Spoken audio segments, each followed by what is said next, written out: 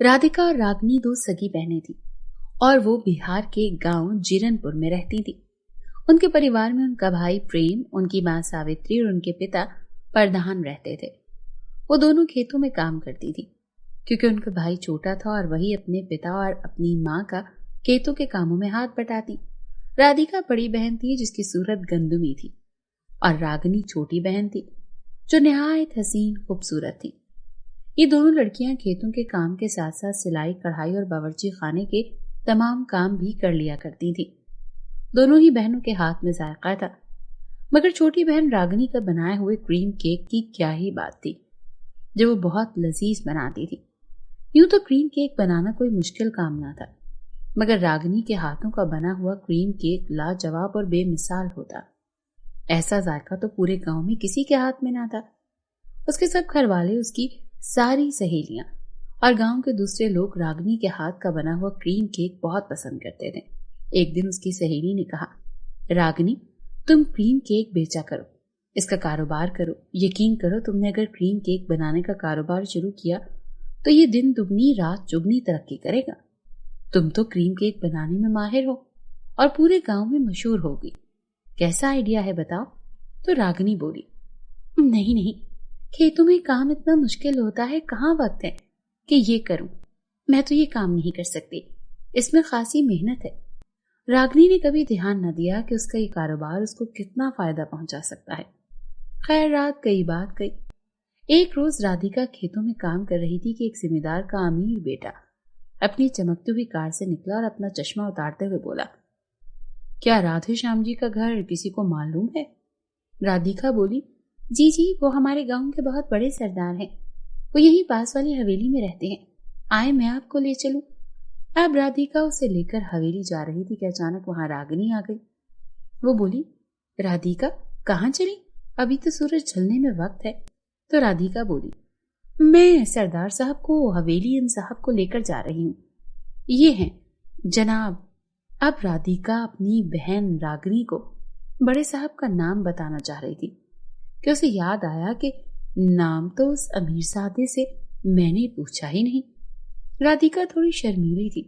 वो झिझक रही थी कि रागनी बोली, हेलो मिस्टर, आपका नाम पूछ सकती हूँ? अब अमीरजादा पीछे मुड़ा, अपना चश्मा उतारा और बोला, मेरा नाम शंकर राठौर है और मैं शहर से जमीनों वगैरह और खेतों वगैरह की सालाना आमदनी की पूछगछ करने के लिए सरदार के पास आया हूँ, तो सोचा अपनी जमीनों का भी नजारा कर लूं। सरदार हमारा खास नौकर है जिसे हमने सरदारी दी है, यानी कि मेरे पिता स्वदेश राठौर ने। सरदार यहाँ गांव में हमारी जमीनें देखता है और उनकी खैर खबर रखता है। तो रागनी बोली, उफ, एक सवाल किया था मिस्टर, आपने तो सारा किस्सा ही कह डाला। मेरा वक्त बर्बाद कर दिया। मैं खेतों में काम करने आई थी। चले, आपसे मिलकर खुशी हुई। ये कहकर वो राधिका से बोली, इनको छोड़कर आओ घर और क्रीम केक बनवाने में मेरी मदद करो। अमीरजादा शंकर रागनी से बड़ा मुतासिर हुआ। एक तो वो उसकी खूबसूरती पर मर मिटा और दूसरा ये बेबाक सा बात करने का अंदाज। उसका दिल लुभा गया। बस उसने उसी वक्त फैसला कर लिया कि शादी तो वो इसी लड़की से ही करेगा। उसे ऐसी ही बेबाक, निडर और खूबसूरत लड़की की तलाश थी जिसे वो अपनी शरीके हयात बनाए। बहरहाल शंकर उस वक्त खामोश था, मगर सरदार के यहाँ जाते ही उसका पहला काम ये था कि वो उस लड़की का पता लगाए और इसका नाम पता कराए। खैर, वो हवेली में दाखिल हुआ। उसके सरदार ने बड़ी खातिर मदारत की और आओ भगत की। उसके लिए 7 रंग के खाने रखे गए जिसमें एक क्रीम केक का मीठा भी था। शंकर ने क्रीम केक खाया तो हैरान रह गया। इतना मजेदार क्रीम केक जिसने पहले कभी नहीं खाया था। उसने पूछा, मैं जानना चाहता हूँ कि इतना अच्छा क्रीम केक आपके किस नौकर ने तैयार किया है? सरदार जी बोले, हाँ, अरे सर जी, ये मेरे एक मेहनतकश किसान की बेटी ने बनाया है। वो गांव भर में मशहूर है। उसके हाथ का बना हुआ क्रीम केक तो हमेशा ही लाजवाब होता है। खैर, आप बताएं, सफर कैसा रहा और रास्ते में कोई परेशानी तो नहीं हुई? तो शंकर बोला, नहीं नहीं, मैं सही हूँ, थोड़ा थका हुआ हूँ, बस आराम करूंगा। इससे पहले मुझे आपसे एक जरूरी काम था। जी जी, सरदार बेसाख्ता बोला, जनाब, खेतों में एक लड़की काम करने के लिए आई थी, मगर वो अपनी बहन के साथ चली गई। मुझे नाम पता नहीं मालूम, खूबसूरत सी थी, बेबाक और निडर। आप जानते हैं उसे? तो सरदार बोला, मगर कैसे जानेंगे? हम गांव बहुत बड़ा है, बहुत लड़कियां हैं। कोई खास बात की आपने उससे या उसने आपसे?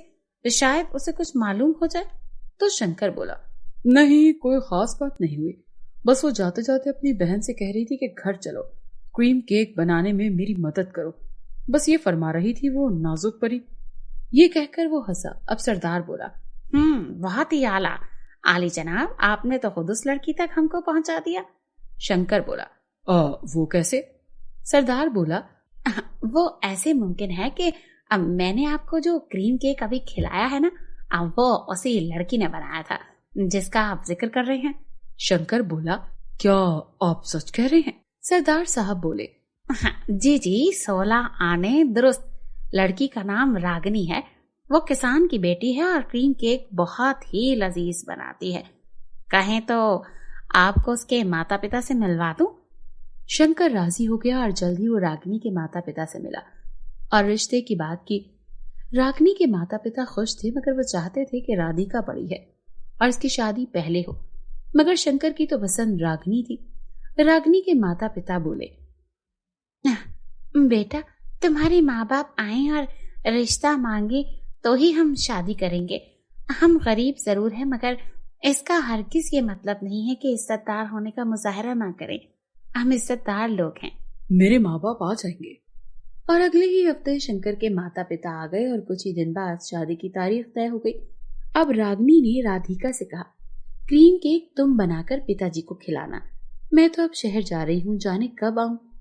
तो राधिका बोली, मगर मुझे तो क्रीम केक नहीं बनाना आता। तो रागिनी बोली, मेरी रेसिपी की किताब में लिखा है, उसे देखकर बना लेना। मुझे यकीन है कि तुम मुझसे भी ज्यादा अच्छा बनाओगी।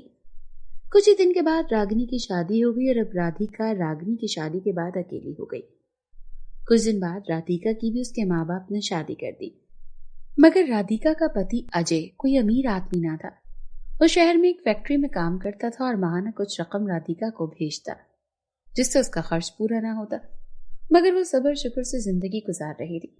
राधिका के यहाँ कुछ अरसे बाद एक बेटे का जन्म हुआ। अब उस बच्चे के अखराजात उठाना राधिका के पति की कमाई से तो बहुत मुश्किल काम था। राधिका ने अपने पति को फोन किया और कहा, पतिदेव, मैं तो सब्र शुक्र करके तुम्हारी कम कमाई में भी गुजारा कर रही थी, मगर अब बीच में तुम्हारी औलाद है, इसके खर्चे पूरे नहीं हो रहे। बताओ मैं क्या करूं? अब अजय बोला, मेरी यहाँ फैक्ट्री में प्रमोशन नहीं हो रही कि तनख्वाह बढ़े, मैं कैसे खर्चा बढ़ाऊं? और तो और अब तो फैक्ट्री के हालात भी ठीक नहीं। प्रेरणा करो कि फैक्ट्री के हालात ठीक हो जाएं, वरना ये फैक्ट्री भी बंद हो जाएगी। अब राधिका परेशान हुई और बोली, ऐसा कभी ना हो, वरना हमारा क्या होगा? और वो बहुत रोई। ठीक 1 माह बाद अजय की फैक्ट्री के हालात मजीद बिगड़े और उसकी फैक्ट्री बंद हो गई। अजय शहर से अपने गांव वापस आ गया और अब पैसे बिल्कुल नहीं थे। दोनों पति पत्नी बेहद परेशान थे। अजय ने कहा, मालिक मकान ने घर खाली करने को कहा है, अब चलो मेरे भाई के यहाँ, पनाह मिलेगी। दोनों पति पत्नी अजय के छोटे भाई के यहाँ रहने लगे। मगर राधिका की गैरत को गवारा न था कि वो किसी दूसरे पर बोझ बने। तो उसने अपने पति से कहा, क्यों ना हम क्रीम केक बेचना शुरू कर दें? अजय बोला, तुमको क्रीम केक बनाना आता है? बहुत अच्छा आता है, मेरी छोटी बहन ने सिखाया था। अब अजय ने अपने एक दोस्त से कुछ पैसे उधार पकड़े और उससे एक बड़ा ओवन खरीदा। केक के लिए केक बनाने के अज्जा खरीदे और राधिका ने केक बनाना शुरू कर दिया। अब उसने तो क्रीम केक इतना लजीज बनाया कि ठेले पर ग्राहकों की रोजाना लाइन लगी रहती और खूब कमाई होती। अब अजय और राधिका ने कर्ज भी उतार दिया। राधिका ने अपने देवर का शुक्रिया अदा किया और दोनों अपने किराए के घर में शिफ्ट हो गए। कुछ अरसे बाद उनकी दुकान हो गई और कारोबार बढ़ गया। अब तो वहां फैमिली हॉल भी बन गए और टेक अवे का काम भी शुरू हो गया। अब एक रोज राधिका की देवरानी उसके और उसके पति की तरक्की से जल गई और उसने राधिका की रेसिपी बुक चुरा ली और इसी तरह की एक रेसिपी बुक ली जिसमें उसने केक के अज्जा की उल्टी सीधी मकदार लिखकर रख दी। अब राधिका केक बनाती तो वो खराब बनता। लोग शिकायत लाने लगे कि केक की क्वालिटी गिर गई है। राधिका परेशान थी कि आखिर ये सब कैसे हो गया। आज तक तो केक की तारीफ ही आई थी। उसकी देवरानी खुद अच्छा केक बनाकर राधिका से कम कीमत पर बेचने लगी। लोगों की अब कसीर तादाद राधिका की देवरानी की दुकान पर थी। उसके कम कीमत लजीज केक की वाह वाह इतनी हुई कि मीडिया वाले वहां आते और वहां राधिका की देवरानी का इंटरव्यू लेते और मजीद उसकी दुकान को मशहूर करते।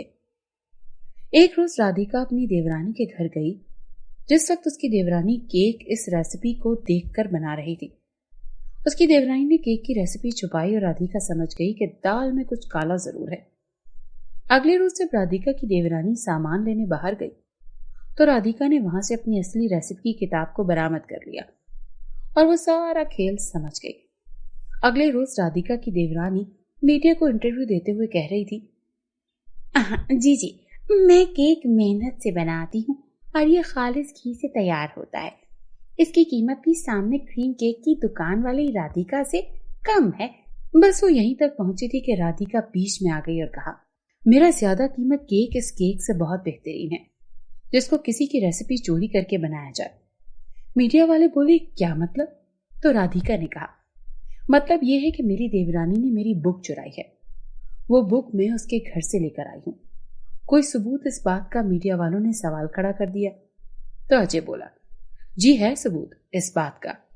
सीसीटीवी कैमरा जो हमारी गली में लगा है उसमें चोरी की वारदात है। सीसीटीवी कैमरा देखा गया तो उसमें राधिका की देवरानी राधिका के घर से बुक चुराकर अपने घर लेकर जा रही थी। ये सब देखकर राधिका की देवरानी शर्मिंदा हो गई और एतराफ जुर्म किया, यानी कि अपनी खता मानी और अजय और राधिका ने उसे दुनिया के सामने बेनकाब कर दिया। मीडिया ने फ्रॉड करने वाली को टीवी पर खूब उछाला ताकि अब यहां से कोई क्रीम केक ना ले। अब दोबारा मजेदार क्रीम केक ऑफ राधिका की प्रचार हो गई और उसका कारोबार दोबारा चल पड़ा।